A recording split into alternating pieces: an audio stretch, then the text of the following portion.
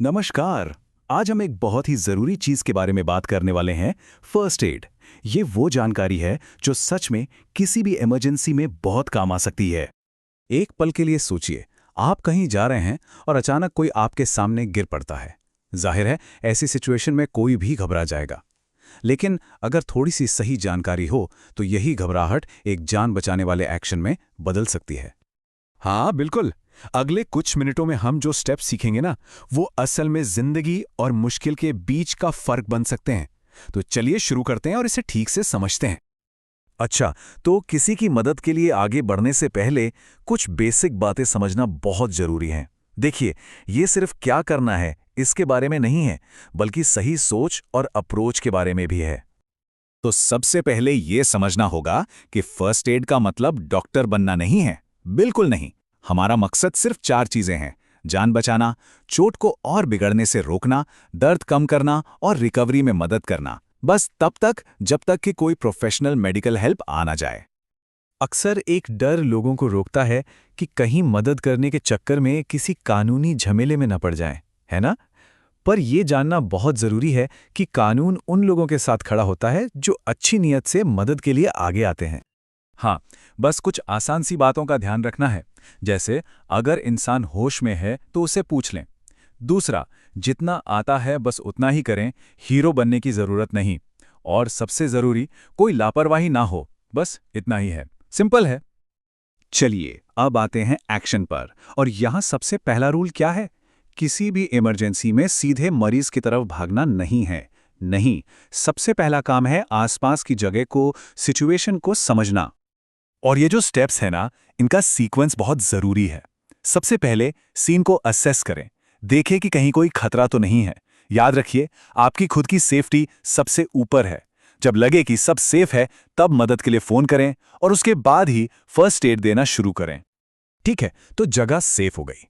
अब हमारा पूरा ध्यान उस इंसान पर है जिसे मदद की जरूरत है। और यहां बस एक ही सवाल सबसे पहले आता है और सबसे जरूरी है, क्या वो सांस ले रहा है? ये एक सीधा सवाल है, हाँ या ना में। और इसी के जवाब पर हमारे अगले सारे स्टेप्स टिके हैं। क्या वो कोई रिस्पॉन्स दे रहा है? क्या उसकी छाती हिल रही है? क्या सांस की आवाज नॉर्मल है? तो यहां से 2 रास्ते निकलते हैं। अगर वो बेहोश है लेकिन सांस नॉर्मल चल रही है, तो उसे रिकवरी पोजीशन में रखना है। पर अगर वो सांस नहीं ले रहा या बस हाँप रहा है, तो ये एक बहुत बड़ी इमरजेंसी है। यहां बिना देर किए सीपीआर शुरू करना पड़ता है। तो चलिए, अब उन मेन एक्शन की बात करते हैं जो सच में किसी की जान बचा सकते हैं। हम 3 चीजों पर फोकस करेंगे: सीपीआर, बहुत ज्यादा ब्लीडिंग को रोकना, और रिकवरी पोजीशन। सीपीआर, इसका पूरा नाम है कार्डियोपल्मोनरी रिससिटेशन। ये बेसिकली एक तरीका है जिससे जब किसी का दिल धड़कना बंद कर दे, तो हम उसके शरीर में खून और ऑक्सीजन को पहुंचाते रहते हैं। ये सच में एक लाइफ सेविंग टेक्निक है। बेसिक सीपीआर के 3 मेन स्टेप्स हैं। पहला, एयरवे यानी सांस की नली को खोलना। इसके लिए सिर को हल्का सा पीछे झुकाएं और ठोड़ी को ऊपर उठाएं। दूसरा, ब्रीदिंग यानी सांस को चेक करें और अगर सांस नहीं आ रही तो तीसरा स्टेप, कंप्रेशन। छाती के बिल्कुल बीच में जोर से और तेजी से दबाना शुरू करें। स्पीड होनी चाहिए 1 मिनट में लगभग 100 से 120 बार। अगर किसी को बहुत ज्यादा ब्लीडिंग हो रही है, तो उसे रोकने का सबसे अच्छा तरीका बहुत आसान है। बस घाव पर सीधा दबाव डालो किसी साफ कपड़े से और उसे पट्टी से कस के बांध दो। और अगर हो सके तो उस हाथ या पैर को दिल के लेवल से थोड़ा ऊपर उठा दें। अच्छा, याद है हमने शुरू में बात की थी उस इंसान की जो बेहोश तो है पर सांस ले रहा है? हाँ, तो उसे रिकवरी पोजीशन में लिटाना है। इसका मतलब है उसे एक तरफ करवट दिलाकर लिटाना। इससे होता यह है कि उसकी सांस की नली खुली रहती है और अगर उल्टी वगैरह हो तो वो गले में नहीं फंसती। तो एक बार जब सांस और ब्लीडिंग जैसी बड़ी इमरजेंसी कंट्रोल में आ जाएं, तो हमारा अगला काम है सिस्टमैटिक तरीके से दूसरी चोटों को ढूंढना।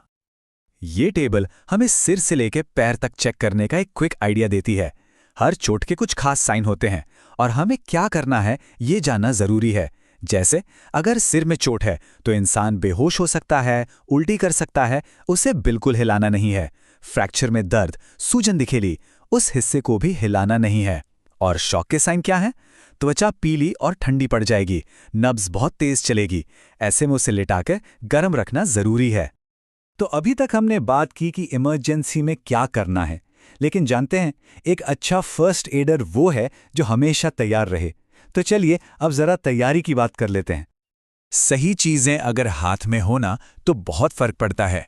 असल में तैयारी ही है जो एक नॉर्मल मदद और एक असरदार मदद में अंतर पैदा करती है। इसलिए हर घर में, हर गाड़ी में एक बेसिक फर्स्ट एड किट तो होनी ही चाहिए। इसमें क्या क्या हो? कुछ पट्टियाँ, एंटीसेप्टिक, कैंची, ग्लव्स और कुछ बेसिक दर्द की दवाएं। ये छोटी सी तैयारी किसी दिन बहुत बड़ा काम कर सकती है। तो अब आपको बेसिक स्टेप्स पता हैं। आपने देखा कि कैसे शांत रहकर, सिचुएशन को समझकर और कुछ आसान तरीकों से मदद की जा सकती है।